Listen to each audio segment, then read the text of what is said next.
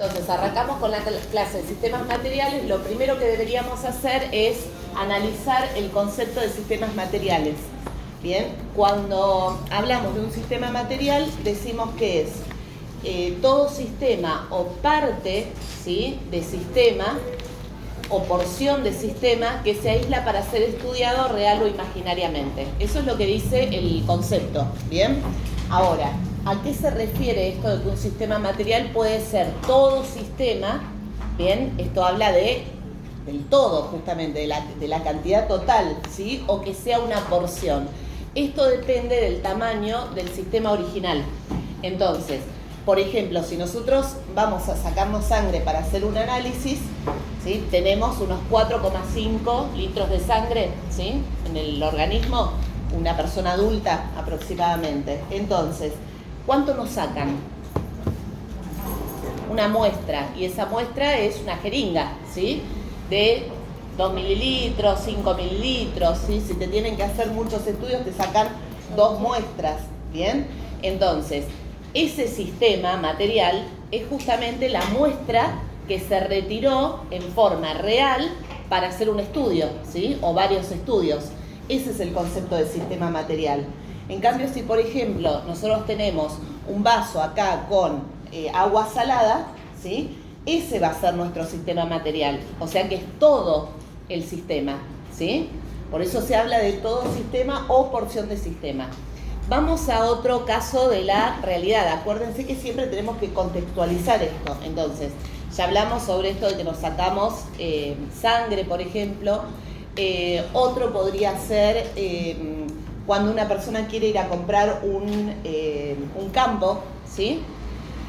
Cuando uno va a comprar un campo, tiene un destino para ese campo. Si el destino fuese sembrar un determinado vegetal, ¿sí?, no es lo mismo, por ejemplo, sembrar un tubérculo como la papa, ¿sí?, que verdes como la lechuga, la selga, etc. Entonces, ¿por qué no es lo mismo? Porque se necesitan diferentes minerales. Bien, entonces ese terreno, ese suelo, tiene que tener las condiciones correctas. Si no tiene esas condiciones y uno tiene ese terreno, lo que tiene que hacer luego, bueno, es colocar minerales para lograr que el terreno sea fértil. Bien, entonces, ¿qué es lo que se hace? Esto lo hacen los ingenieros agrónomos, dividen el campo en cuadrículas. Y de cada una de esas cuadrículas sacan una palada de tierra, la ponen en una mezcladora, ¿bien? Y luego se saca una muestra. Y eso es lo que se manda a analizar, ¿bien? Sería como lo más representativo, la muestra más representativa, ¿bien? Y así podemos encontrar un montón de ejemplos de cómo, asociar este concepto de sistema material a una porción o a un total, ¿sí?, de sistema. Bueno, una vez que tenemos el concepto de sistema, vamos a ir a la clasificación. Hay 2 criterios para clasificar. Nosotros vamos a hacer hincapié en uno de esos criterios, el otro criterio lo tienen en el apunte, ¿sí?, pero vamos más o menos a hablar, voy a hacer una introducción de los dos, ¿sí? El primer criterio tiene que ver con la posibilidad de intercambio de materia o energía entre el sistema y el medio. Entonces, esto hace que los sistemas puedan intercambiar materia y energía con el medio, ¿sí?, que puedan intercambiar solo materia, solo energía, o que no puedan hacer ningún intercambio. Entonces, esto hace que podamos clasificar los sistemas materiales en abiertos, cerrados, aislados, adiabáticos, ¿bien? Eso, como les digo, lo tienen en el apunte, así que lo miran de ahí. Nosotros nos vamos a dedicar más al criterio de clasificación según el número de fases.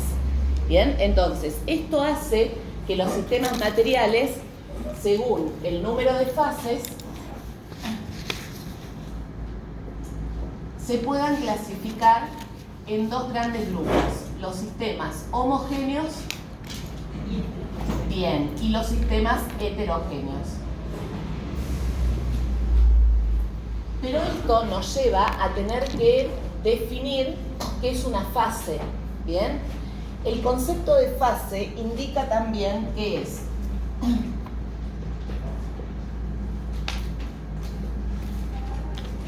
todo sistema o porción de sistema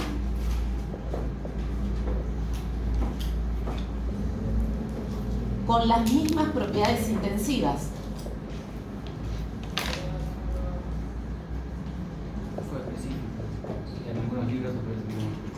Bien, perfecto, gracias Fede. Sí, vieron que cuando vimos propiedades, también vimos que las propiedades intensivas se pueden llamar también, ¿de qué forma? Específicas, exacto. Y las extensivas se pueden llamar generales, ¿bien? Entonces,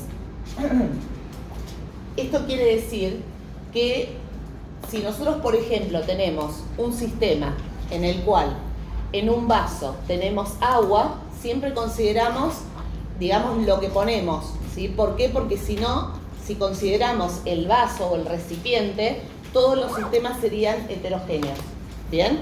Tampoco consideramos la presencia de aire, ¿bien? Porque también, si no, todos los sistemas serían heterogéneos, ¿estamos? Entonces, si se considera el aire como parte del sistema, hay que señalarlo, ¿está?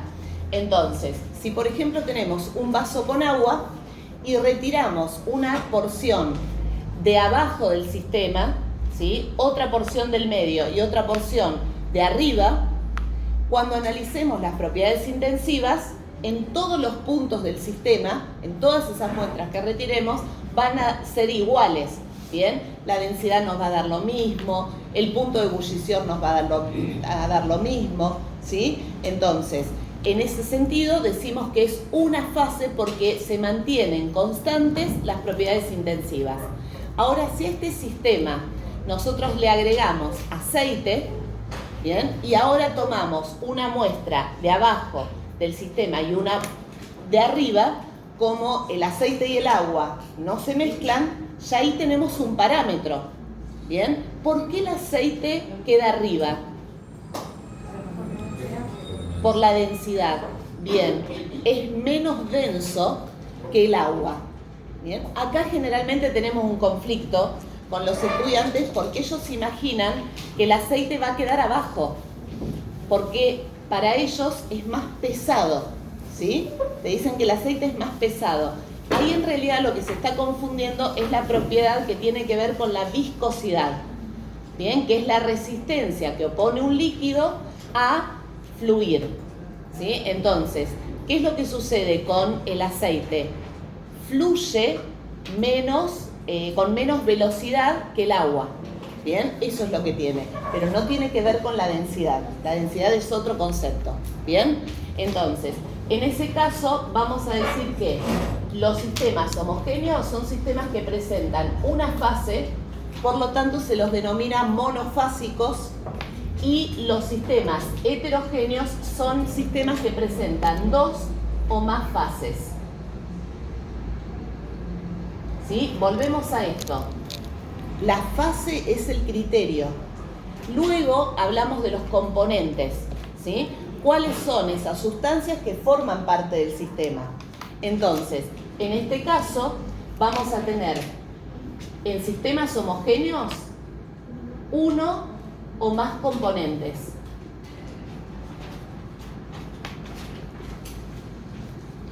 Y ahora los sistemas homogéneos también los podemos clasificar. ¿En función de qué? En función del número de componentes, ¿sí? Ahora utilizamos otro criterio. Esto siempre lo tienen que tener en cuenta, porque para clasificar en todos los temas siempre tenemos criterios de clasificación, ¿bien? Entonces, por ejemplo, en el caso de los sistemas homogéneos se utiliza según el número de componentes. Este es el criterio que utilizamos y vamos a tener sistemas denominados sustancia pura y sistemas homogéneos denominados soluciones. Entonces, ¿cuál va a ser la diferencia entre estos dos sistemas? El número de componentes. Ese es el criterio que estamos usando para clasificar. Cuando hablamos de una sustancia pura, está formado por un componente. Por ejemplo, podríamos hablar del agua, bien, podríamos hablar del dióxido de carbono, podríamos hablar del cloruro de sodio, podríamos hablar del alcohol, podríamos hablar de la arena, bien, sustancias puras. Ahora, cuando hablamos de soluciones, estamos hablando de sistemas homogéneos que presentan dos o más componentes.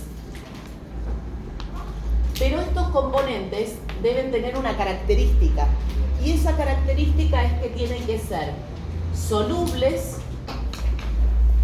o miscibles. Y en este caso podríamos tener como ejemplo agua salada,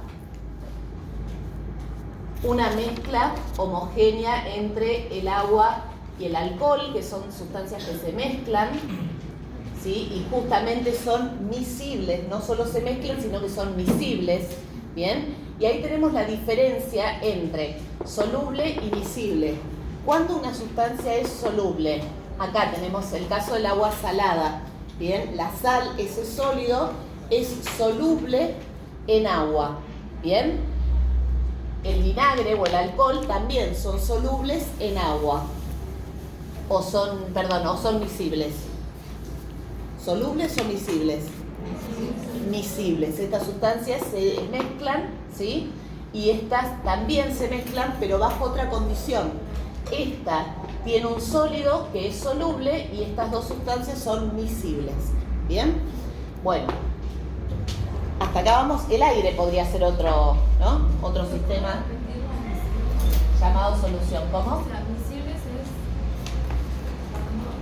Cuando las sustancias, por ejemplo, son dos líquidos, ¿bien? Los gases también se mezclan, ¿sí? Pero difunden. O sea, esto lo vimos cuando vimos características de los estados de agregación, ¿bien? Unos difunden, ¿sí? Que son los gases, que también generan una mezcla homogénea, que es una solución, el caso del aire, ¿sí?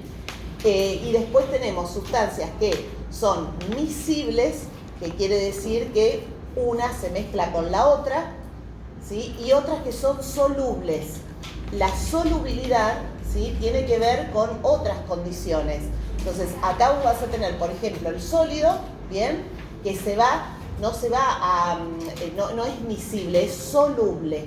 Después vamos a ver la diferencia, pero no me quiero adelantar porque vamos a ver soluciones para ver específicamente estos procesos.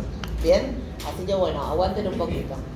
Bien, vamos a los sistemas heterogéneos. Acá ya no tenemos el criterio del número de componentes, no depende de esto. Y ahí está el principal conflicto. Porque generalmente dicen, bueno, a ver, las fases se ven. No siempre se ven las fases. Entonces ahí viene la problemática porque dicen, bueno, a ver, esos componentes se van a ver, ¿sí? No, acá el criterio no tiene que ver con si se ve o no se ve, ni con el número de componentes. Tiene que ver con el tamaño de las partículas de los componentes, ¿sí? Entonces, acá vamos con el tamaño de partículas. Entonces, en algunos casos, ese tamaño de partículas hace que sí podamos ver las fases. O sea que la observación se hace a simple vista. Por ejemplo, si tenemos arena y piedras, ¿bien? Ahí tenemos un sistema en el cual nos damos cuenta a simple vista que tenemos no solo los dos componentes, acuérdense que ese no es el criterio, sino que tenemos las dos fases. Si yo saco una piedra, ¿sí? Y saco la arena, las propiedades intensivas van a ser distintas. ¿Bien? Entonces ahí tenemos dos fases. Eso hace que podamos clasificar a estos sistemas heterogéneos en dispersiones groseras. Bien. Perfecto. Groseras. En estas decimos que las fases se observan a simple vista.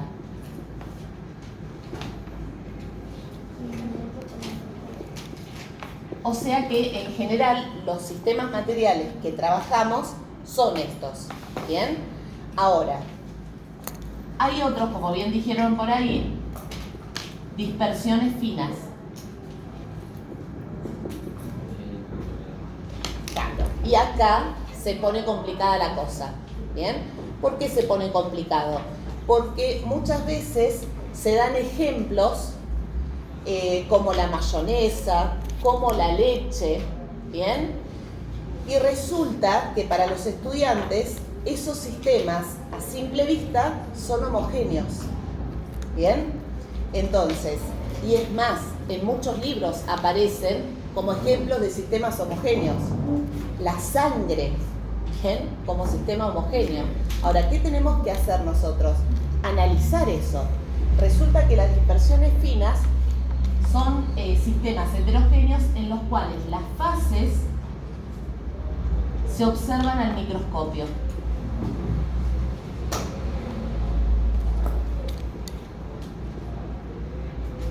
Hay un detalle de color siempre cuando ven no sé si ven los canales de cocina, y cuando se ponen a hacer mayonesa dicen que hay que batir, que la mayonesa se hace con huevo, aceite y limón, ¿no? Exacto. La mayor parte del huevo es agua, ¿no? Por eso entonces decimos que la mayonesa es heterogénea, ¿no? Porque el agua y el aceite no se mezclan. Pero generalmente en los cursos de cocina te dicen que hay que batir hasta que la mezcla se haga homogénea. Se haga homogénea. En realidad el proceso es un proceso de homogeneización, ¿bien? ¿Sí? Pero el proceso es una cosa, ahora el concepto de homogéneo en sistemas materiales es otra, ¿bien?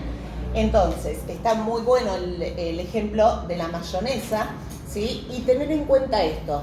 Nosotros uno de los primeros casos que presentamos para el tema de los sistemas heterogéneos es esto de, bueno, a ver, dos líquidos que no se mezclan, ¿bien? Entonces tenemos, por ejemplo, el agua y el aceite. Entonces eso ya lo están vivenciando los estudiantes.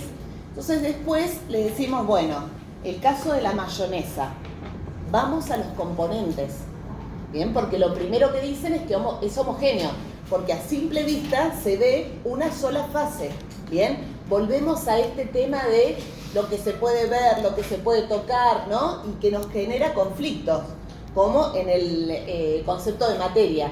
Entonces, ¿qué tenemos que hacer? El análisis de esos componentes.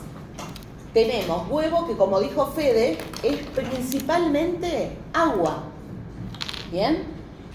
Lo mezclamos con aceite, ¿sí? Sabemos que el agua y el aceite no se mezclan, ¿sí? Entonces, se puede generar en esa mezcla un sistema, y encima le agregamos el limón, ¿no? Que está bien, sí, el limón tiene ácido cítrico, pero no es todo ácido cítrico, ¿bien? La mayoría, justamente, es agua en su composición química. Entonces, esos componentes se mezclan, forman una sola fase o se tienden a separarse.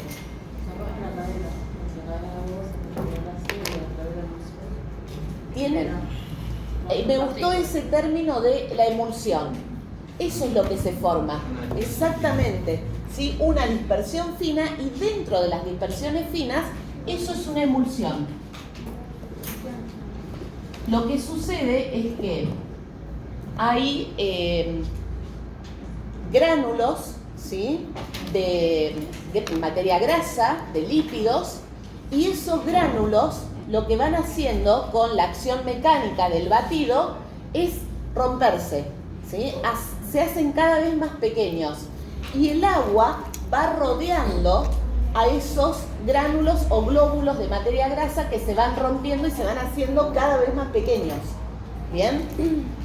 Eso da, digamos, a la vista nuestra que exista una sola fase. Pero si lo llevamos al microscopio, en el microscopio se observan las dos fases perfectamente, ¿bien? Si no tenemos microscopio, en la escuela lo hacemos muy sencillo. Bueno, los que tienen datos buscan imágenes, ¿sí? de la mayonesa al microscopio. Aparecen un montón en internet. Es una actividad interesante, sacamos un poco el tema de la ansiedad de no tener el celular, ¿sí? De no utilizarlo, lo utilizamos para algo que es beneficioso para todos, ¿bien? Entonces, otro ejemplo es la leche, ¿sí? También aparece muchas veces en los libros de texto como un sistema homogéneo y es heterogéneo. Pero ¿qué pasa? Cuando el estudiante piensa en la leche, ¿sí? Abre el sachet y pone la leche en un vaso, ¿qué observa a simple vista? Una sola fase. ¿Bien? Entonces eso lo hace determinar en primera instancia que es un sistema de tipo homogéneo. Ahora vayamos a un tambo, ¿sí? Cuando la leche sale de la vaca, cuando se ordeña, ¿bien? ¿Cómo es ese sistema? ¿Tiene el mismo color? Iniciemos por ahí. ¿Tiene el mismo color que la leche que compramos? No. La leche que compramos tiene un color bien blanquecino, ¿no? ¿Y la leche del tambo? Más amarillo, más color manteca, ¿no? ¿Sí? Ese color así como color crudo que llamamos, o cosa por el estilo, con un poquito de amarillo. Bueno, y cuando observamos la leche en una botella, por ejemplo, esa leche que recién sale del ordeñe, ¿sí? ¿Qué se observa? Muy bien. Perfecto. La materia grasa, ¿que dónde se encuentra? ¿Arriba o abajo? Arriba, muy bien.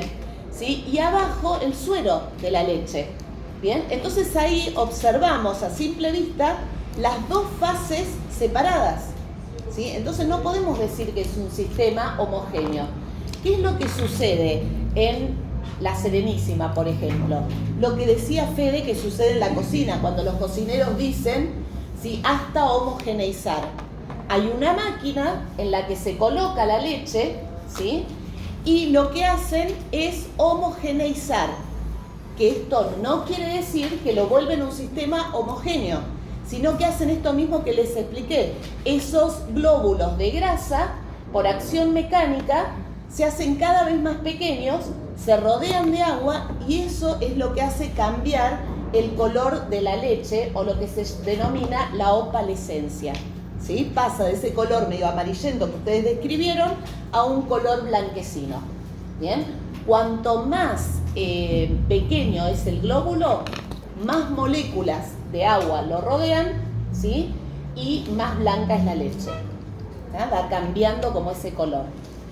Bueno, entonces, esos dos ejemplos no se pueden usar. Y el tercero, más biológico, acá con las chicas, ¿bien? El otro era más químico, este más biológico, acá con Marina y Nati. Tenemos un sistema formado por, lo van a decir las chicas, sangre, perfecto. Bien, vamos con la sangre. Bien, ¿cómo está formada la sangre? Agua, plasma y células, exacto. Bien, entonces tenemos esa parte del plasma, bien, que está bajo el estado líquido. Y después tenemos esos componentes, bien, que son las células, bien. Esas células no están disueltas, bien, en el plasma, son parte del plasma, bien. Entonces, esas células son los glóbulos rojos, los glóbulos blancos y luego tenemos las plaquetas, ¿bien? Entonces, cuando nos van a hacer a nosotros un estudio en el que recuentan, ¿sí? Plaquetas, glóbulos blancos, glóbulos rojos, lo que se hace es separar esos sólidos, ¿bien? Del plasma. Eso es lo que hacen.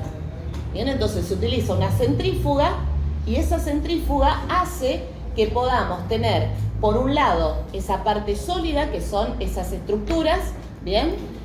Y luego tenemos arriba la parte líquida, que es el plasma. Entonces tenemos dos fases, ¿sí? Si nos ponemos más al detalle, tenemos más, ¿no? Porque, bueno, esos sólidos se pueden considerar diferentes fases, justamente, porque no es lo mismo los glóbulos blancos que los glóbulos rojos, ¿sí? Y las plaquetas. Pero bueno, como en primera instancia podemos decir mínimo que tenemos dos fases, ¿sí? Entonces, fíjense que esos sistemas no se pueden utilizar como ejemplos. ¿Hasta acá? ¿Vamos? Algo Sí. importante, capaz es muy pronto para decirlo, pero cuando nosotros queremos dar este tema en la escuela, nosotros cuando decimos la leche, los chicos te van a mirar como, no, me está hablando, me está mintiendo. Y en las etiquetas, si no tenemos microscopio, que muchas veces pasa que no tenemos microscopio, lo podemos ver en las etiquetas, que ahí nos dice todos los componentes que tiene la leche. ¿Sí? Que van a ver que el gran porcentaje es agua. ¿Sí? A veces está bueno porque no tenemos los materiales, entonces con las etiquetas también podemos ver y explicar este tema. Exacto, porque ahí aparece la composición de lípidos que tiene la leche, ¿no? La composición de proteínas. Y si estamos en un curso un poquito más arriba, ¿no? Y dando biología específicamente, podemos integrar este tema que ya lo vieron en primero, ¿bien? Y decir justamente, bueno, a ver, tratar de clasificar a ese sistema teniendo en cuenta, por ejemplo, que van a haber proteínas. Y las proteínas no todas son solubles en agua. ¿Bien? Entonces también se puede trabajar eso, ¿no? Que bueno, tienen distintas proteínas. Busquemos cuáles son las proteínas de la leche, cuáles son solubles y cuáles no. ¿Bien? O sea, se puede trabajar un montón esto. Y después tenemos en las dispersiones finas una segunda clasificación, emulsión por un lado, y la otra es la suspensión. En una suspensión vamos a tener una fase que va a ser sólida, bien, suspendida justamente en un líquido. En cambio, en el anterior, en la emulsión, tenemos dos fases y las dos fases son líquidas, ¿bien? Entonces, fases líquidas. Pongo así fases líquidas porque hay ciertos sistemas en los que pueden haber más. En este caso nosotros tomamos un ejemplo en el que hay dos, ¿bien? Y en el caso de la suspensión, una fase debe ser sólida y una fase líquida. Entonces, el sólido justamente es el que se suspende en el líquido, ¿bien? Pero a ver, esta fase, que es en la que se suspende el sólido, no siempre va a ser líquida. Entonces, acá podemos tener dos opciones. Esta siempre es sólida, la que se suspende, ¿bien? Pero la otra fase, la que permite la suspensión, puede ser líquida o puede ser una fase gaseosa. Y ahora vamos a estos ejemplos, ¿sí? En el caso de una fase sólida y una fase líquida, por ejemplo, tenemos la tinta china. ¿Bien? El problema con la tinta china es que la gente de mi edad, ¿sí?, conoce lo que es la tinta china. ¿Bien? Los chicos no conocen qué es la tinta china. Bueno, es un buen momento para ir a investigar un poquito, ¿sí? Aprovechar otra vez los celulares, ¿no? Bajar la ansiedad de no estar con el celular y vamos a buscar qué es la tinta china, dónde se originó, cómo se produce, para qué se utilizó en la antigüedad, bien, se sigue utilizando ahora, para qué se utiliza, etcétera. Bien, es muy importante esto porque, bueno, a ver, puede llevar hasta trabajar porque los chicos se empiezan a interesar muchas veces por ciertos temas, bien, y este es un tema que muchas veces dicen, pero ¿siempre existió esto? ¿No? Bueno, ¿y cómo aparecen otros colores, por ejemplo, que se utilizaban para pintar? ¿No? Entonces, bueno, vamos a los egipcios, vamos a las obras. Una vez me pasó que uno dice, ay, profe, la otra vez vi un documental en el que decían si una pintura era falsa o era verdadera por el tipo de pigmento que se utilizaba, ¿no? Porque hay pigmentos que, claro, son de una época específica, ¿sí? Entonces, si en ese análisis, que en este momento ya se hace con máquinas, ¿no? Si ese análisis daba una pintura más moderna, un pigmento más moderno, ¿sí?, es falso, ¿sí?, porque eso no existía en ese momento. Entonces, bueno, son temas, digamos, muy interesantes. La tinta china, en definitiva, es polvo de carbón finamente dividido, tan finamente dividido y puesto en agua, suspendido en agua, ¿bien?, que la tinta toma ese color, ¿bien?, pero no se observa a simple vista lo que es el sólido disperso, porque es muy fino. Ahora, si esto se lleva al microscopio, ¿sí? Se puede observar. Otra forma de hacer esto es dejar unas gotas de tinta china, ¿sí? A evaporar. Y vamos a ver ahí, cuando se evapore todo el líquido, ¿sí? Esas pequeñas partículas de polvo de carbón, ¿sí? Esos restos que estaban suspendidos, aparecieron no de golpe, sino que ya estaban en ese sistema. Pero no es una solución, sino que es una suspensión. ¿Bien? En el caso de la fase gaseosa, esto es muy interesante plantearlo, por ejemplo, con el aire, ¿sí? El aire puro o el aire filtrado es un sistema homogéneo, ¿sí? Formado por varios componentes. Ahora, si por ejemplo, como me pasó a mí con un estudiante que un día me dice, yo había tomado una evaluación, ¿sí? Y en la evaluación tenían que clasificar los sistemas, ¿bien?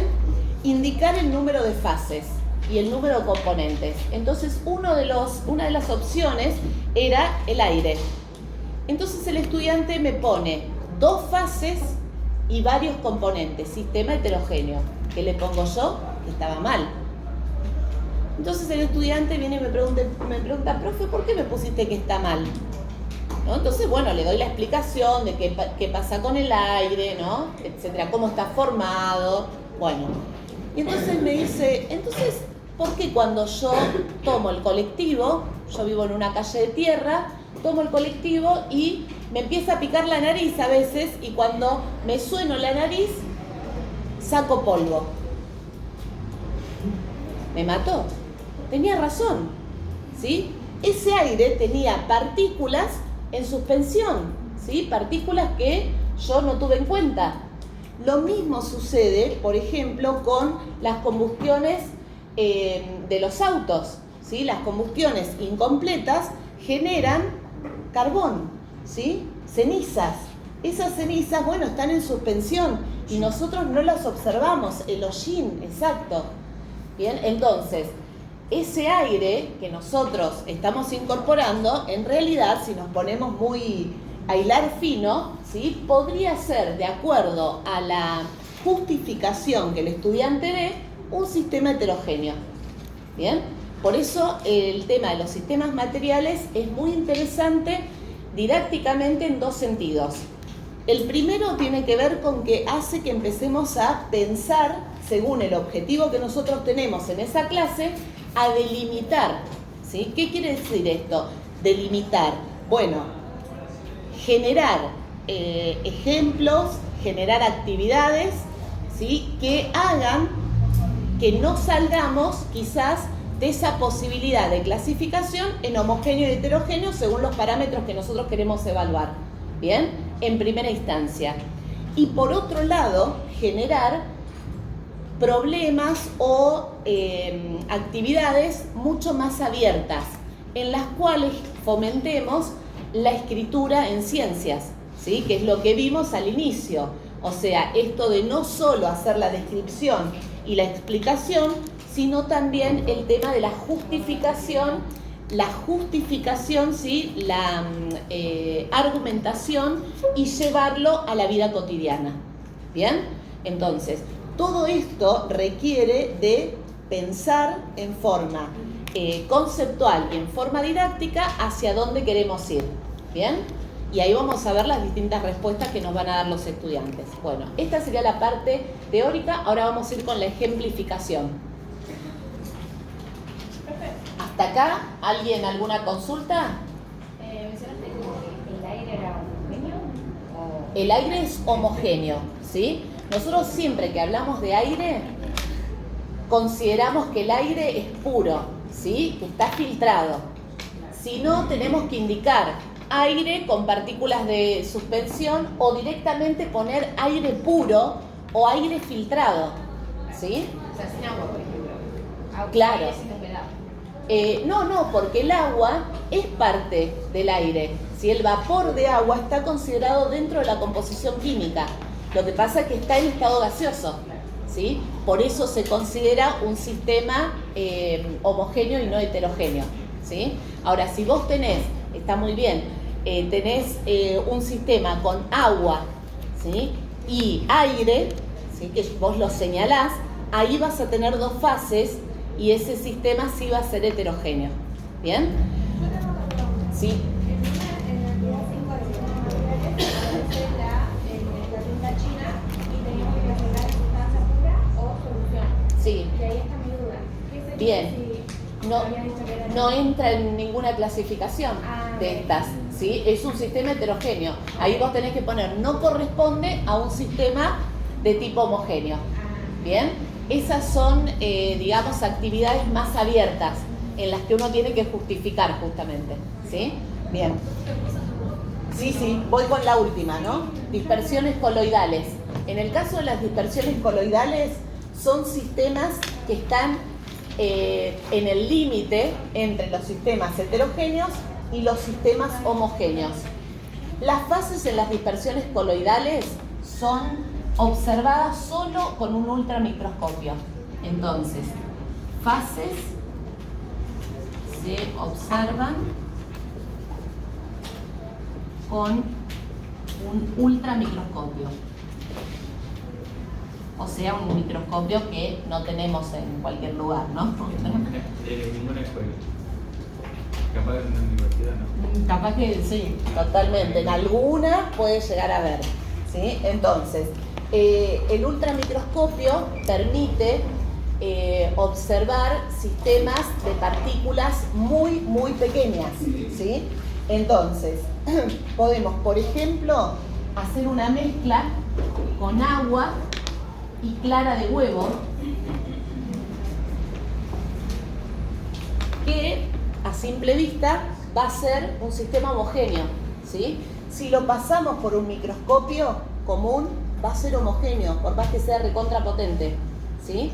Ahora, cuando lo pasamos por un ultramicroscopio, ahí lo que vamos a observar va a ser el agua y justamente de la clara de huevo, esas va a estar como en forma de bien ovillado, o sea, lo que se va a ver son como gránulos, ¿sí? Bien compactos, que son las proteínas, ¿bien? Las proteínas que no se va a ver la composición, o sea, de los aminoácidos que tenemos, sino que se ven esas estructuras que no pasan a ser parte de una solución, sino que quedan separados en otra fase, ¿bien? Pero bueno, esto es un sistema que no podemos observar nosotros en forma ni cotidiana, ni si tenemos algún microscopio común. Entonces, esto para decir lo siguiente: ¿cuándo un sistema podemos decir que es homogéneo? Cuando a simple vista no se observan fases, cuando en el microscopio no se observan fases y cuando en un ultramicroscopio tampoco se observan fases. ¿Bien? Entonces, por eso decimos que es el límite.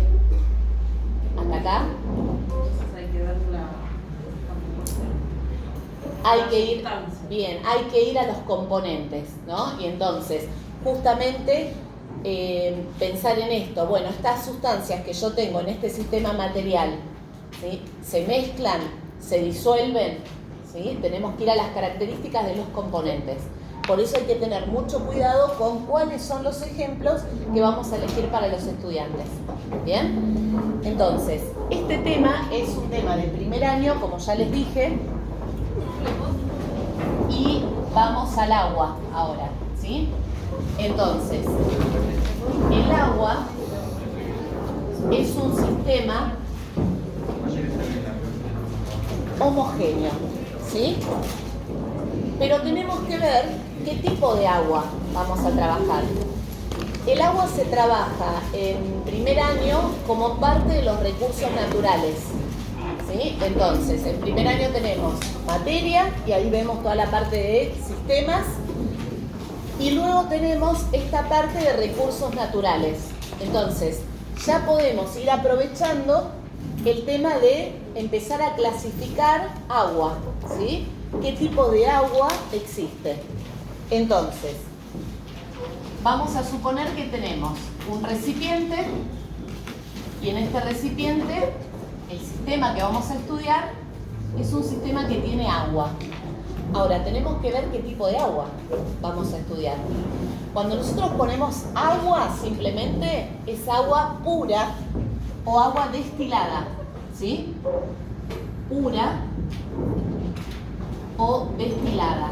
Esto quiere decir que en su composición solo tiene moléculas de agua. ¿Bien? No hay ningún tipo de sal. De acá viene la definición de agua. Cuando se define el agua, se dice que el agua es insípida. Esto quiere decir que no tiene sabor. Ahora, cuando vos le decís eso a los estudiantes me dicen, pero a mí me gusta el agua de la casa de mi abuela. ¿Sí? ¿Y eso por qué es? Porque le sienten un gusto determinado. Y ese gusto, ¿sí?, depende del lugar, porque tiene que ver con las sales, ¿sí?, que existen en ese lugar. Y el tipo, en algunos casos, o sea, es agua de pozo directamente, y en otros lugares es agua que está potabilizada a partir de una planta, ¿sí? Después tenemos el agua mineral, y entre el agua mineral también decimos, a mí me gusta más esta agua que la otra. Por ahí buscas una marca, ¿sí?, específica que preferís antes que otra. Eso tiene que ver con la composición, ¿sí? Ahora, cuando hablamos de agua pura o destilada, acá solamente hay moléculas de agua. Por lo tanto, ¿cuántas fases tenemos acá? Bien, ¿y cuántos componentes hay? Un componente. Una fase, un componente, ¿sí?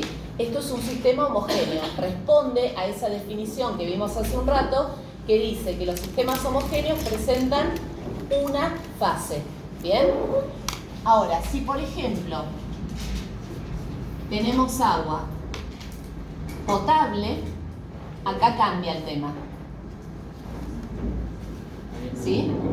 Claro, esta es agua para el consumo. ¿Bien?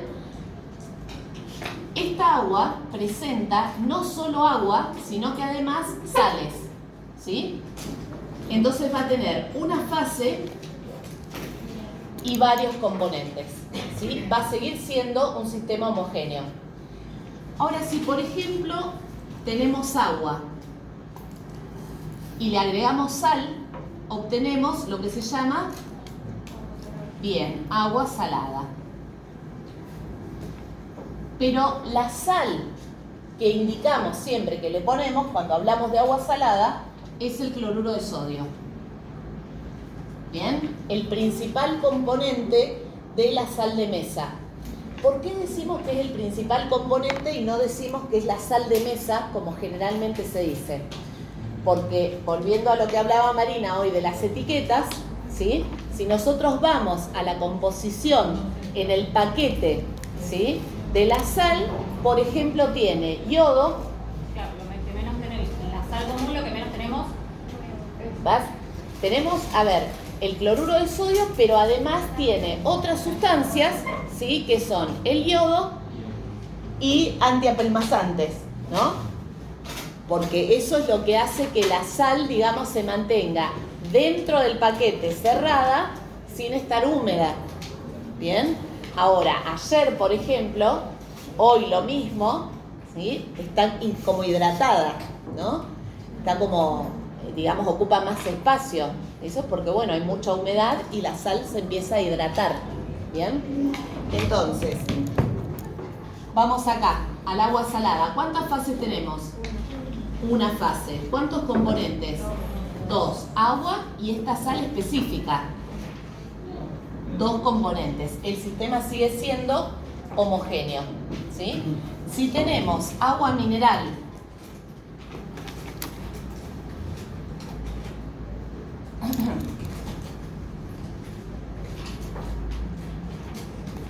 ¿cuántas fases? Una. ¿Cuántos componentes? Bien, varios componentes. Ahora, si tenemos, por ejemplo, agua de mar, ¿sí? ¿A eso cómo lo llamamos también generalmente? Agua salada, exacto. ¿Bien?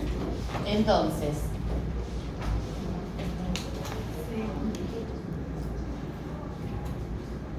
agua de mar. Acá tenemos el mismo caso que el caso del aire. ¿Bien? Tenemos que aclarar que cuando hablamos de agua de mar, esta agua de mar está filtrada. ¿Bien? ¿Por qué? Porque los estudiantes tienen, digamos, aprendizajes fuera de la escuela, que tienen que ver con el entorno, con lo cotidiano. Entonces, un estudiante te dice, profe, pero si yo voy al mar, ¿bien? Y cargo en una botella agua, ¿sí? Resulta que tiene arena.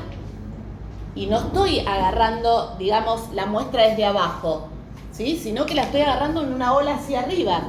Entonces, cuando miro la botella, hay agua, que está bien, tiene distintas sales, pero también tiene arena. Entonces, acá esta agua de mar consideramos que está filtrada. Y si está filtrada, ¿cuántas fases tiene? Una fase. ¿Y cuántos componentes? Varios componentes. Vamos a otro tipo de sistema. Tenemos 3 cubitos de hielo. ¿Bien? ¿Cuántas fases hay? Una fase. No tiene que ver con la cantidad de sustancia, ¿sí? Sino que tiene que ver con las propiedades intensivas. Y si nosotros tomamos el primer cubito, el segundo y el tercero y lo analizamos, las propiedades intensivas, ¿cómo son? Iguales. Entonces eso quiere decir que hay una única fase. ¿Bien? Una fase. ¿Y cuántos componentes? Un componente siempre y cuando digamos que el agua sea agua pura, ¿no? Bueno, a ver, ahí tiene que ver después con la justificación que nos den los estudiantes, ¿sí? Tenemos que ser abiertos a la evaluación según la justificación, ¿bien? Entonces, vamos a pasar a otro. Vamos al caso del aire. ¿Sí? Tenemos aire. Acá lo que podemos hacer es o dejarlo así, el ejemplo, o colocar, bueno, cómo está formado el aire. Entonces ahí ya nosotros delimitamos el número de componentes, ¿sí? Entonces podemos poner entre paréntesis hidrógeno, oxígeno, nitrógeno, dióxido de carbono, bien, agua, vapor o vapor de agua, ¿sí? Y ahí lo cortamos. O podemos poner todos los gases raros que tiene, etc. Y siempre hablamos del aire, ¿sí? Puro. ¿Bien? ¿Por qué? Porque hay una composición química específica para el aire. Ahora, en el aire que nosotros respiramos van a haber otros gases que no deberían estar normalmente, ¿sí? Por ejemplo, de las combustiones incompletas, el monóxido de carbono, ¿sí? No debería estar en el aire, pero está, ¿sí? Después, gases, por ejemplo, de efecto invernadero, ¿sí? El metano, por ejemplo. Gases producidos por fábricas como las papeleras, ¿sí? Óxidos de oxígeno, óxidos de nitrógeno, ¿no? Óxidos de azufre, de magnesio, ¿sí? Van apareciendo esos óxidos en el aire también. Entonces acá consideramos el aire puro. ¿Cuántas fases? Una fase. ¿Cuántos componentes? Varios componentes, perfecto. Todos estos sistemas de tipo homogéneos. ¿Por qué? Porque van respetando tener una sola fase. Ahora, si tenemos otro sistema, y en este sistema tenemos arena, ¿cuántas fases hay?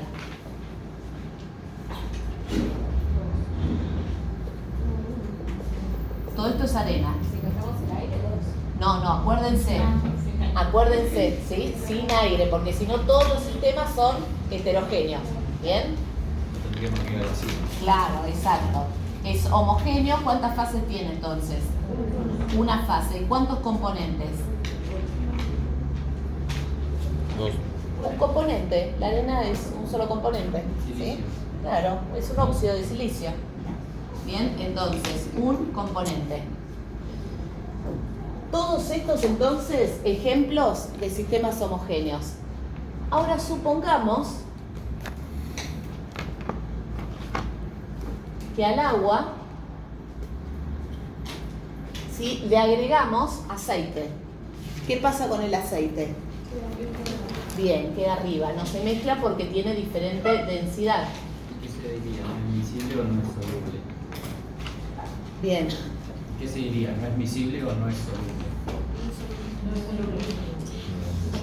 no es miscible. Los líquidos son los que pueden ser miscibles, ¿sí? Acuérdense que les dije, soluble, acá íbamos a retomar esto, ¿no? Soluble puede ser un sólido en un líquido, ¿bien? Miscibles son los líquidos entre sí, ¿bien? Entonces, en este caso son inmiscibles. ¿Cuántas fases tenemos? 2 fases. ¿Cuántos componentes? 2 componentes. Muy bien, porque acuérdense que el agua se considera agua pura. ¿Bien? Acá vamos a tener un sistema en el que ya aparecen las 2 fases. 2 o más fases, el sistema es heterogéneo. Perfecto. Entonces, vamos a suponer ahora que a este mismo sistema le agregamos sal. Entonces vamos a tener agua salada. Y acá sí podemos decir que la sal es soluble en agua, ¿sí? Entonces, ¿qué más podemos decir? ¿Qué le tengo que agregar ahora? Este mismo sistema lo estoy transformando, ¿sí? Agua salada. ¿Y ahora qué me falta? Aceite, perfecto. ¿Cuántas fases tenemos? 2. ¿Cuántos componentes? 3.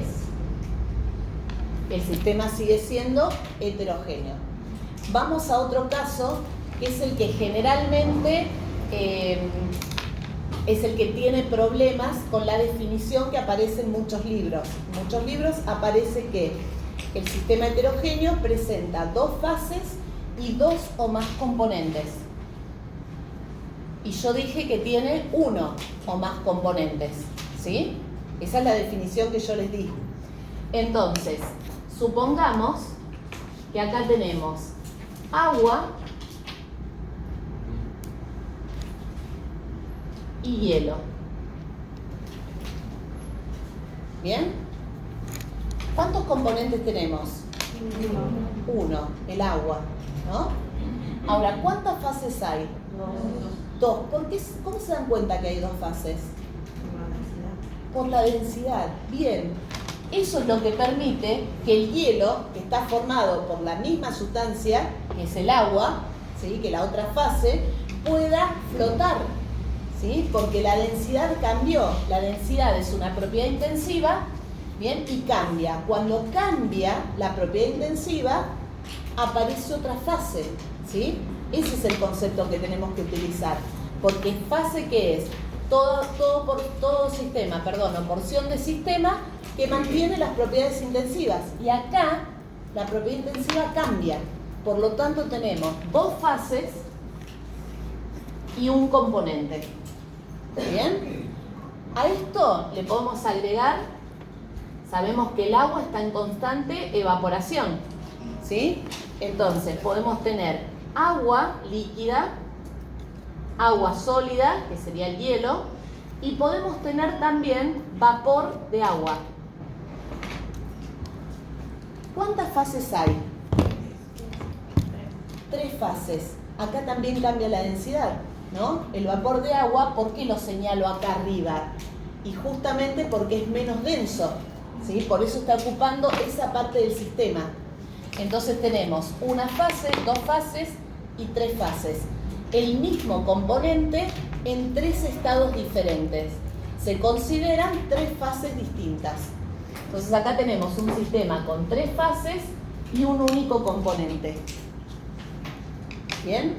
¿Hasta acá? Excelente. Bueno, terminamos entonces con los ejemplos. Acá vamos a tener sistemas homogéneos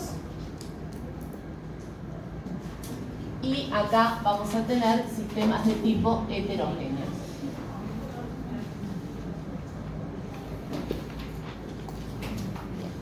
Vamos con lo último que nos queda, ¿sí? De sistemas materiales, que son los métodos de separación. Para esto vamos a utilizar un ejemplo y a partir de ese ejemplo vamos a ir aplicando todos los métodos de separación posibles. Cuando nosotros tenemos un sistema material, lo primero que tenemos que hacer es la clasificación la identificación del número de fases, la identificación del número de componentes y luego aplicar diferentes métodos de separación para ir separando esos componentes del sistema. ¿Por qué es importante la determinación del número de componentes? Porque al finalizar la aplicación de los métodos de separación no podemos tener ni menos ni más componentes que los que teníamos en el sistema original. Si agregamos alguna sustancia, esa sustancia tiene que ser eliminada en algún momento. ¿Bien? Y no podemos aplicar ningún método que nos haga perder alguno de los componentes. Entonces, por ejemplo, si nosotros tenemos un sistema formado por arena y sal, ¿sí? Ahí tenemos un sistema de tipo heterogéneo con 2 fases y 2 componentes. Ahora, el tamaño de grano es muy pequeño, ¿sí? Y es similar entre una sustancia y la otra. Entonces, hay un método de separación que es la tamización, que justamente indica que sirve para separar o que se utiliza para separar componentes sólidos de diferente tamaño de grano. El tamaño de grano debe ser importante como para poder utilizar un tamiz y que los granos de uno de los componentes pasen a través del tamiz y los otros queden retenidos en el tamiz. Ahora, si nosotros tenemos sal y arena, va a ser imposible que podamos retener una de las sustancias en su totalidad, ¿sí? O sea que no va a ser un método efectivo. En ese caso, tenemos que analizar los componentes. Resulta que tenemos uno de los componentes, que es la sal, que se disuelve en agua. Entonces, ¿qué podemos hacer? Una disolución. Agregamos agua al sistema, revolvemos, la sal pasa a formar parte del agua salada, de esa fase líquida, ¿bien? Y luego podemos utilizar un método de separación que permite separar un sólido insoluble en un líquido. Ese sólido insoluble es la arena, ¿sí? Entonces filtramos. De esta manera ya separamos la arena, pero la sal nos queda como parte de esa solución, ¿bien? Del agua salada. Ahora, ¿el agua inicialmente era parte de nuestro sistema? No, nosotros empezamos con 2 componentes y tenemos que separar 2 componentes. ¿Bien? La arena ya está separada y ahora nos falta la sal. En ese caso podemos evaporar. ¿Bien? ¿Por qué? Porque el líquido lo vamos a eliminar, no necesitamos recuperarlo. Si necesitamos recuperar el líquido porque era parte de nuestro sistema original, ahí lo que utilizamos no es un método de separación, sino que es un método de fraccionamiento. Los métodos de fraccionamiento pueden ser la destilación simple, la destilación fraccionada, la separación por extracción a partir de solvente y la cromatografía. ¿Bien? Esos son los métodos de separación para componentes que se encuentran en una solución, ¿sí? No en un sistema heterogéneo, sino en sistemas homogéneos. Por ejemplo, si nosotros hacemos una destilación simple, lo que generamos es, a partir de una solución formada por un sólido disuelto en un líquido, ¿bien? El cambio de estado de esa sustancia líquida al estado gaseoso en forma de vapor, y luego lo que se hace es condensar, ¿sí? El equipo está formado por un balón de destilación, que es el que contiene todo el sistema, ¿bien? Eso se calienta, entonces empieza a producirse el vapor no encuentra salida, salvo por un solo sector que está conectado a un condensador. Ese condensador está frío, porque tiene una circulación de agua constante, ¿bien? Entonces, ¿qué se genera cuando el vapor viene caliente y se encuentra con una superficie fría? Bien, el cambio de estado, se condensa, ¿sí? O sea, pasa nuevamente al estado líquido. Esta es una forma de recuperar esa sustancia, ¿sí? Pero imagínense un destilador, que lo tienen en la fotocopia, ¿sí? Es un aparato complejo, ¿sí? Hay que armarlo y son elementos caros que se utilizan. Entonces, si el agua no era parte de nuestra sustancia, bien, acá lo tenemos, lo vamos a mostrar. En general lo dibujo yo, pero hoy estamos con poco tiempo. Gracias, Marina. Bien, entonces ahí tenemos el condensador, ¿sí? Y bueno, y ese condensador es el que permite hacer esa recuperación. Me estaba hablando otra cosa, pero no importa. Bien, la destilación fraccionada. Podemos ir a la destilación fraccionada. La destilación fraccionada es un método de separación que se utiliza para componentes líquidos, ¿sí? O sea que todos los componentes del sistema deben ser componentes líquidos. Por ejemplo, si tuviésemos alcohol y agua, ¿sí? Tenemos dos sustancias que son miscibles, que forman una solución y que tienen distintos puntos de ebullición. Entonces, el alcohol tiene menor punto de ebullición que el agua. Lo que se hace es se calienta el sistema y las primeras moléculas que pasan al estado gaseoso son las de alcohol, porque llegan primero al punto de ebullición, ¿sí? Esa temperatura se va a mantener constante durante todo el cambio de estado. Ahora, si nosotros estamos calentando, le estamos dando energía al sistema en forma de calor, ¿sí? ¿Por qué no sube la temperatura? ¿Por qué se mantiene constante? ¿Se imaginan? Recuerden la teoría cinética. La teoría cinética indica que las partículas en el estado líquido, ¿sí?, se encuentran en equilibrio. Esto quiere decir que hay fuerzas de atracción y fuerzas de repulsión, ¿sí?, que son las mismas. Esas fuerzas son las que mantienen cercanas a las partículas. ¿Bien? Para pasar al estado gaseoso, esas fuerzas se tienen que vencer. ¿Bien? Y eso es lo que permite que el sistema se desordene y pase al estado gaseoso, donde las partículas se separan aún más porque hay mucha fuerza de repulsión, ¿no? Entonces, ¿para qué usa el sistema esa energía que le estamos entregando? Para romper esas fuerzas, ¿sí?, que están en equilibrio y poder generar el cambio de estado. Por eso no aumenta la temperatura, ¿sí? Ahora, ¿cuándo empieza a aumentar la temperatura? Cuando la última molécula de alcohol pasó al estado gaseoso, ¿sí? ¿Por qué?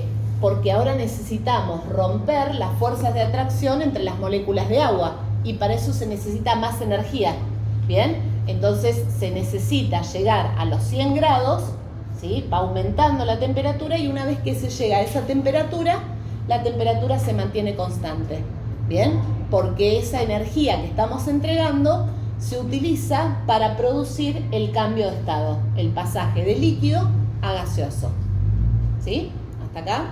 ¿Estamos? Vamos con el ejemplo. Gran ejemplo vamos a utilizar, uno bastante completo. Acá la idea es hacer un diagrama de separación, ¿sí?, en el cual vamos a ir aplicando los diferentes métodos de separación o métodos de fraccionamiento, ¿sí?, y vamos a ir indicando cuáles son los componentes que vamos separando en cada caso. Para esto tenemos que considerar las características de cada uno de los componentes. Entonces vamos a tener, por ejemplo, arena, aceite, agua, salada, aquí estamos, limaduras de hierro,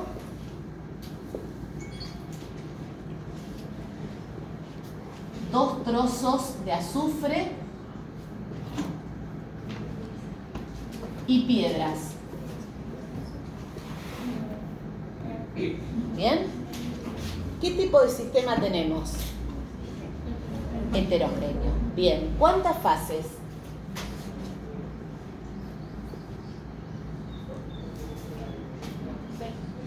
Muy bien.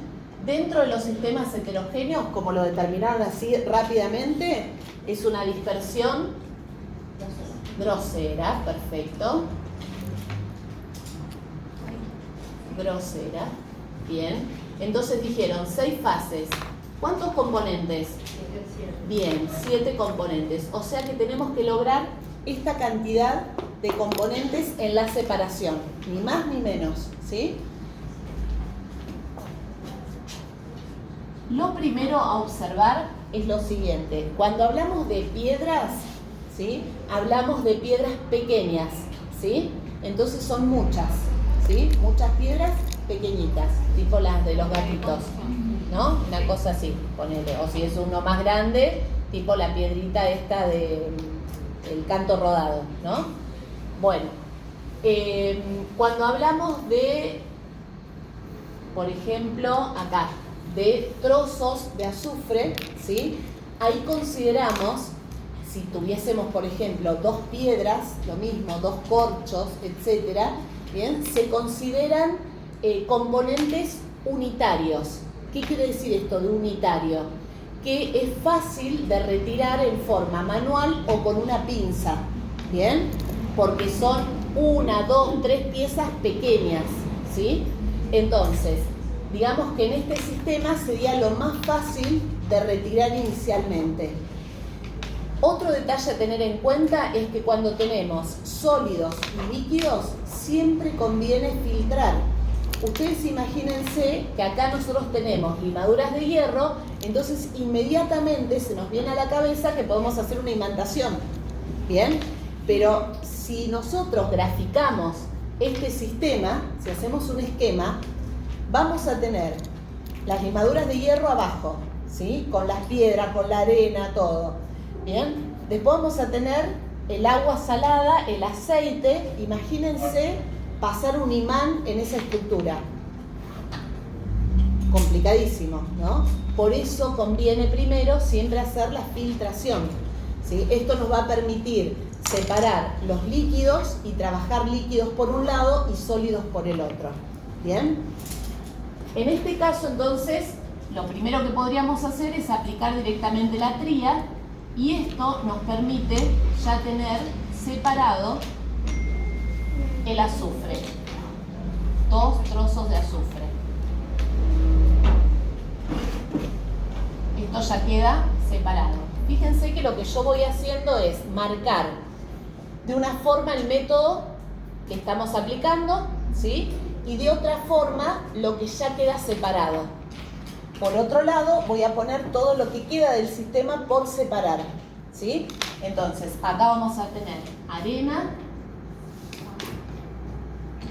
aceite, agua salada, bien.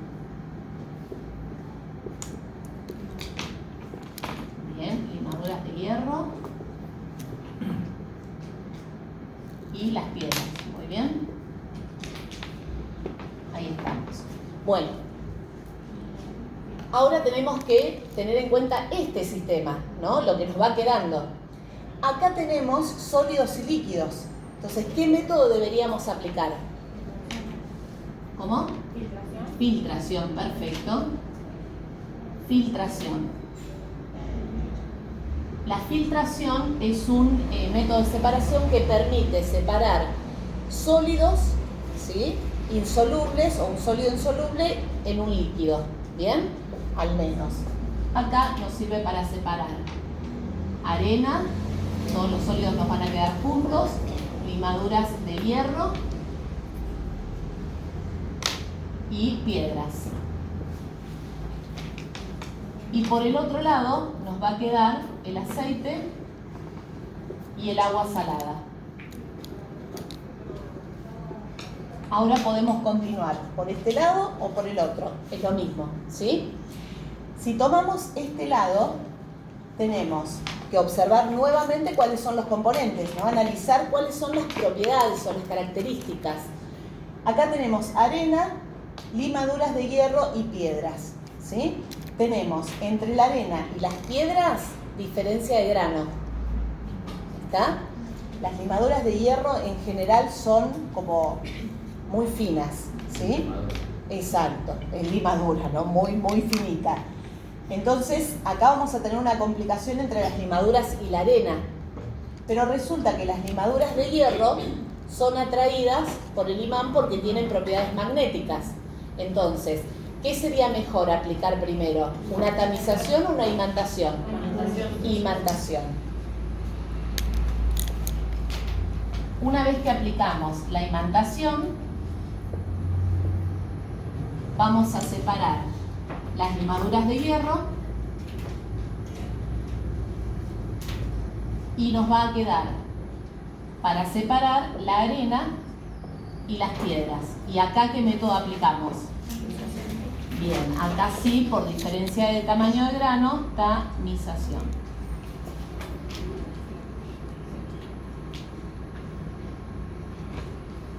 Esto nos permite separar la arena y las piedras. Entonces vamos a tener 1, 2, 3, 4 componentes separados, nos faltan 3. Y acá tenemos 3 componentes, ¿sí? Son los que restan separar. Otra vez analizamos las características o las propiedades de los componentes del sistema. Tenemos el aceite, que no se mezcla, tiene diferente densidad, con el agua salada. ¿Bien? Por lo tanto tenemos 2 líquidos inmiscibles. Hay un método de separación que permite separar líquidos que tienen diferente densidad. ¿Cuál es? Muy bien, la decantación. Decantación. ¿Sí? Por eso es importante la teoría. La teoría nos va diciendo esto, ¿no? ¿Para qué se aplica? ¿Cuáles son las condiciones que debe tener un sistema para que podamos aplicar un determinado método de separación o de fraccionamiento?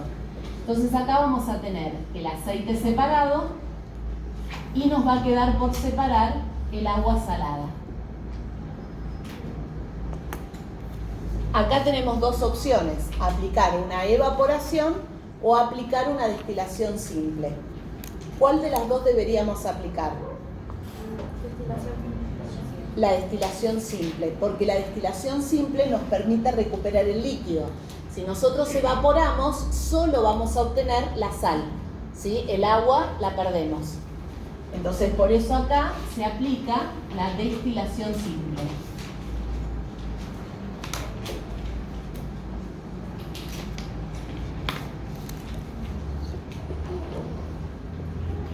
Y obtenemos entonces agua y sal. Tenemos entonces en total 7 componentes separados, ¿sí? Y algo que podríamos adicionar acá es cómo serían o cómo podría ser el orden de los métodos que vamos aplicando. ¿Bien? Y podríamos construir otro tipo de esquema también, ¿sí? Podría ser, por ejemplo, primero aplicamos la tría y con esto separamos el azufre. ¿Bien? Son distintos formatos. Segundo, aplicamos la filtración y separamos sólidos de líquidos. Acá tendríamos que poner, ¿no?, cuáles son los sólidos y cuáles son los líquidos que nos quedan de nuestro sistema. Después, tercer punto, ¿sí?, podemos ir por la imantación.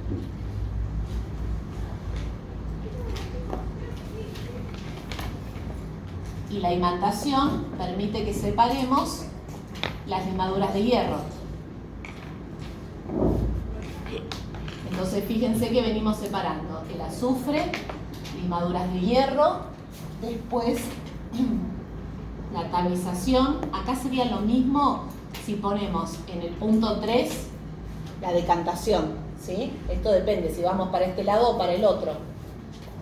La tamización nos permite entonces separar las piedras, ¿sí?, y la arena. Otros 2 componentes separados. Quinto, vamos allá, decantación.